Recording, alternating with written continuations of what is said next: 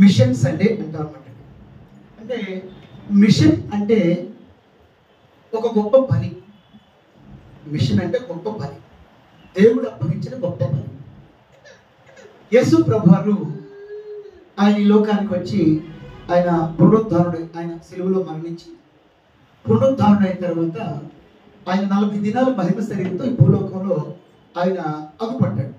అగుపడిన తర్వాత ఆయన వెళ్ళిపోయేటప్పుడు, పరలోకానికి ఆరోహణం అయ్యేటప్పుడు ఆయన తర్ఫీదునిచ్చిన శిష్యులకి ఒక గొప్ప ఆజ్ఞ లేకపోతే ఒక గొప్ప పని అప్పగించాడు. గొప్ప ఆజ్ఞ లేకపోతే గొప్ప పని అప్పగించాడు అనమాట. ఆ గొప్ప ఆజ్ఞ లేకపోతే ఆ గొప్ప పనిని ఏమంటామంటే గ్రేట్ కమిషన్ అంటాం అనమాట. ఏమంటాం చెప్పండి? గ్రేట్ కమిషన్ అంటాం అనమాట. గ్రేట్ కమిషన్ అంటే దేవుడు ఇచ్చిన గొప్ప పని, ఇంకా గొప్ప ఆజ్ఞ అని కూడా వస్తుంది అనమాట. గ్రేట్ కమిషన్, దేవుడు అప్పగించిన ఆ గ్రేట్ కమిషన్ ఏంటంటే, ఆ గ్రేట్ మిషన్ ఏంటంటే, ఒకసారి మార్క్స్ వార్తలో రండి, మత్తయి సువార్తలో రండి. ఫస్ట్ మత్తయి సువార్త 28వ అధ్యాయంలో రండి. మత్తయి సువార్త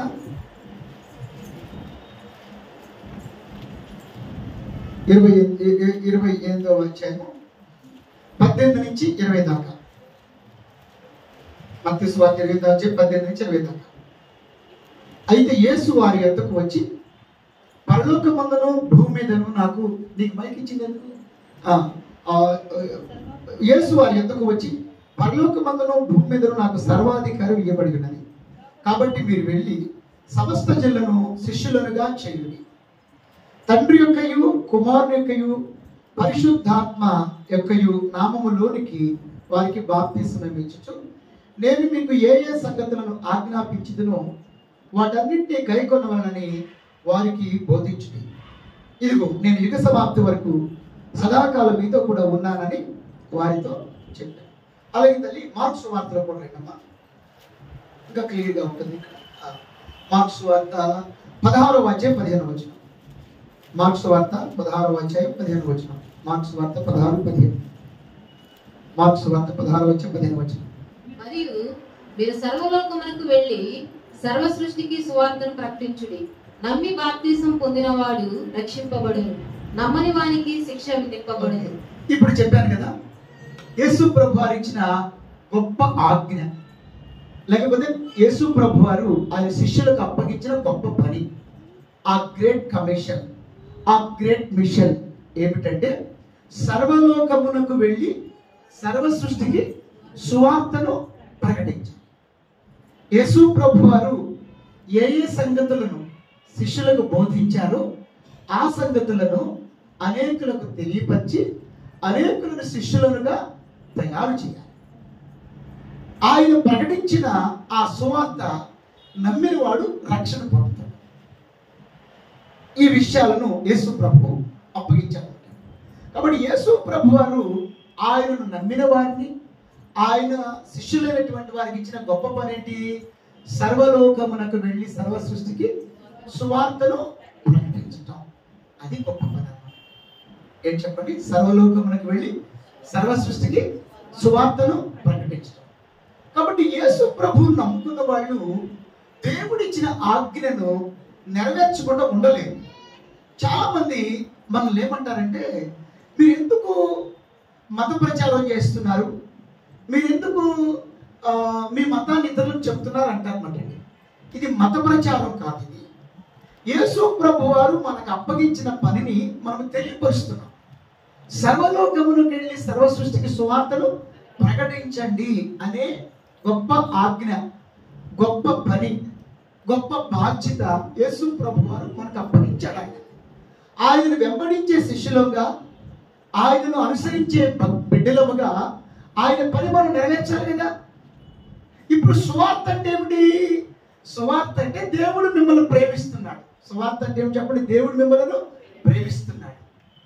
దేవుడు మిమ్మల్ని ప్రేమిస్తున్నాడు. దేవుడు మీకోసం మనిషి రూపంలో భూలోకానికి దిగి వచ్చాడు. ఆయన పేరు యేసు. ఆయనను మీరు నమ్మిన ఎడల మీ పాపాలు క్షమించబడతాయి, మీ ఆత్మ రక్షించబడుతుంది, మీరు దేవుని బిడ్డలుగా మార్చబడతారు. ఈ లోకంలో ప్రశాంతమైన జీవితాన్ని జీవిస్తారు. మీరు వ్యాధిగ్రస్తులైతే ప్రభువు స్వస్థపరుస్తాడు. ఈ లోకం విడిచిన తర్వాత మీకు నిత్య జీవం కలుగుతుంది. వీటన్నిటికీ కారణం ఏంటంటే దేవుడికి మీ పట్ల ఉన్న ప్రేమ, దేవుడు ఇచ్చే క్షమాపణ, దేవుడు ఇచ్చేటువంటి కృప, దేవుడు ఇచ్చే ఆశీర్వాదం. This is the gospel. ఇదే సువార్త అన్నమాట. కాబట్టి ఈ సువార్తను అంటే సువార్త యాక్చువల్గా సువార్తలో మెయిన్ కాన్సెప్ట్ ఏంటంటే గాడ్స్ లవ్, దేవుని ప్రేమ. ప్రేమతోనే కదా దేవుడు భూలోకానికి నుంచి మనిషిగా వచ్చింది. ప్రేమతోనే కదా మన కోసం ప్రాణం పెట్టింది. ప్రేమించబట్టే కదా మనం క్షమించింది. ప్రేమించబట్టే కదా మనం రక్షించేది. ప్రేమించబట్టే కదా మనం ఆస్వాదించేది. ప్రేమించబట్టే కదా మనం స్వస్థపరిచేది. ప్రేమించబట్టే కదా మన అక్రతలను తీర్చేది. ప్రేమించబట్టే కదా మనందరినీ ఆయన తన బిడ్డలుగా స్వీకరించింది. కాబట్టి సువార్త అంటే అండి దేవుని ప్రేమ. స్తోత్రం చెప్పాలండి. నిజంగానండి ఈ సువార్తను విడిచిపెట్టి మరి దేని గురించో ప్రకటించడం అనేది బుద్ధి తక్కువతనం అన్నమాట. మీ దేవుడిలాగా మా దేవుడిలాగా నీకెవడు చెప్పాడు? ప్రభువు చెప్పాడా? వాళ్ళని విమర్శించమని చెప్పలా. యాక్చువల్గా ఈ మధ్య ప్రవీణ్ పగడాల కూడా ఆయన పెద్ద స్కాలర్గా మాట్లాడుతున్నారు. కానీ మేబీ ఏ స్కాలర్ దాని గురించి నేను మాట్లాడు. కానీ నిజమైన సువార్త ప్రకటించేవాడు ఎప్పుడు కూడా ఇతరుల జోలికి వెళ్ళడనమాట. మనకి సువార్త ప్రకటించడానికి మన ప్రామాణికం ఏంటి? బైబిల్. ఇంకా చెప్పాలంటే కొత్త నిబంధన. ఈ కొత్త నిబంధనలో సువార్త ఉంది, క్రీస్తును గురించిన వార్త ఉంది, క్రీస్తు ప్రేమ ఉంది, క్రీస్తు శిలువ ఉంది, క్రీస్తు క్షమ ఉంది, క్రీస్తు త్యాగం ఉంది, క్రీస్తు దయ ఉంది, క్రీస్తు ఆశీర్వాదం ఉంది, క్రీస్తు ఇచ్చే స్వస్థత ఉంది, క్రీస్తు ఇచ్చే క్షమాభిక్ష ఉంది. ఇన్ని ఉంటే ఇన్ని కాకోకుండా వాళ్ళ గురించి మనకెందుకు, వీళ్ళ గురించి మనకెందుకు, మరెవరి గురించి మనకెందుకు? అది సువార్త కాదనమాట. అందుకనే దేవుని వాక్యం చెప్తుంటే మీరు తర్క వితర్కములకు వెళ్ళొద్దు అన్నాడు అనమాట. ఇక్కడ ఒక మంచి మాట ఉందన్నమాట అండి. అది సువార్త కాదు. ఒకసారి మీరు కొత్త నిబంధనలో ఒక మాట చూపిస్తాను.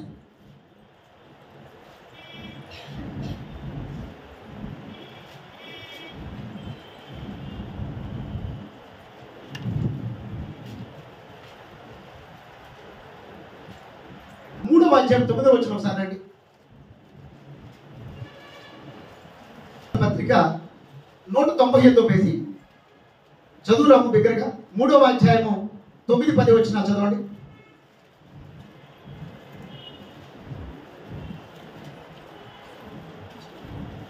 చదువుతాను చదువు.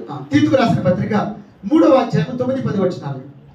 అవివేక తర్కములను వంశావళులను కలహములను ధర్మశాస్త్రమును గురించిన వివాదములను నిష్ప్రయోజనమును వ్యర్థములై ఉన్నవి కనుక వాటికి దూరముగా ఉండము. మతభేదములు కలిగించు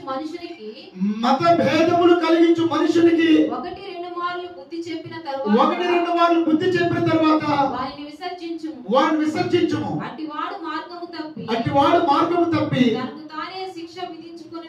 తనకు తానే శిక్ష విధించుకున్న వాడై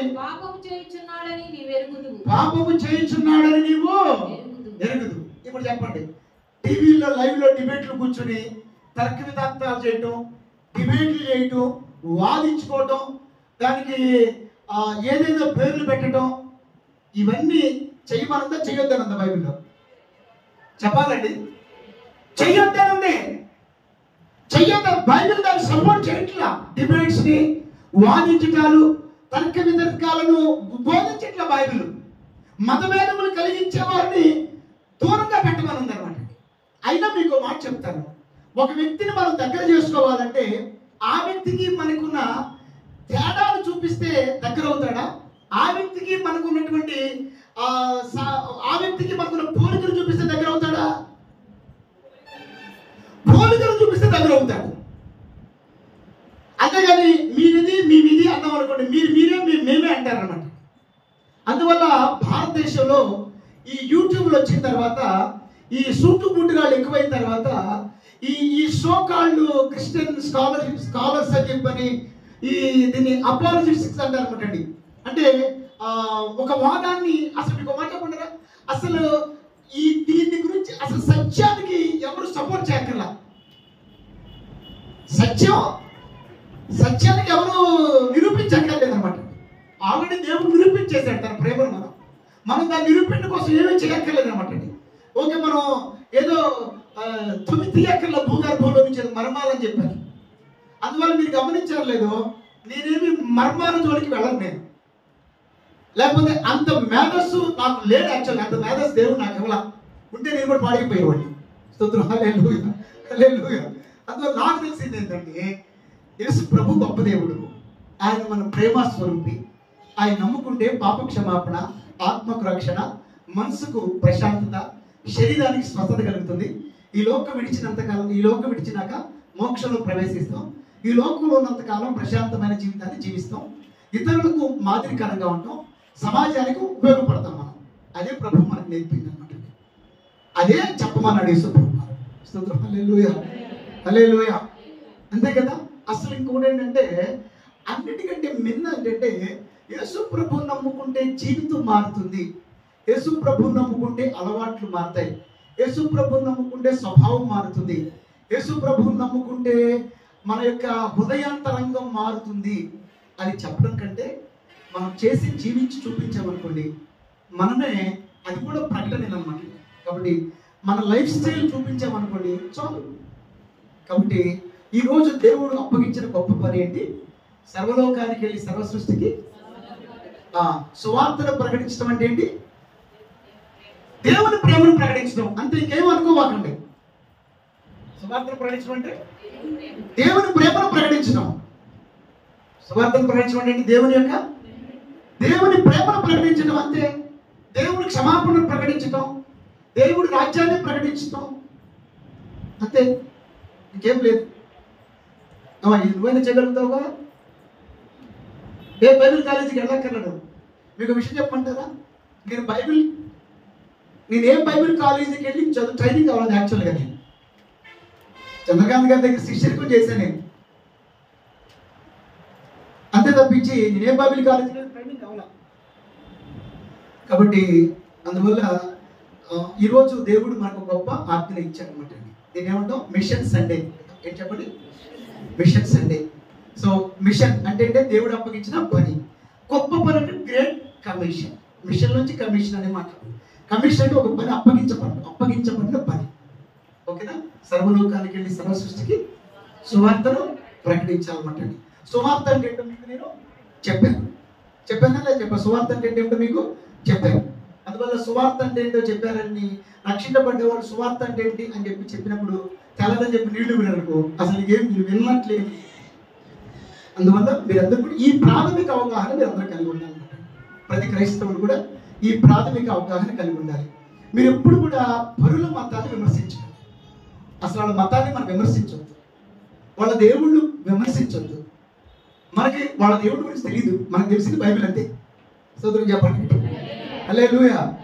మనం బైబిల్ గురించి చెప్తాం అంతే. మనం బైబిల్లో ఉన్న ప్రభువు గురించి చెప్తాం, ప్రభు ప్రేమ గురించి చెప్తాం. మనం ఏయో వాదన తీసుకొచ్చి శత్రువులు చేసుకోవడం తప్పించి ఎవరు దేవుని వైపు ఆకర్షించబడారనమాట. అందువల్ల మన దేశంలో యాక్చువల్గా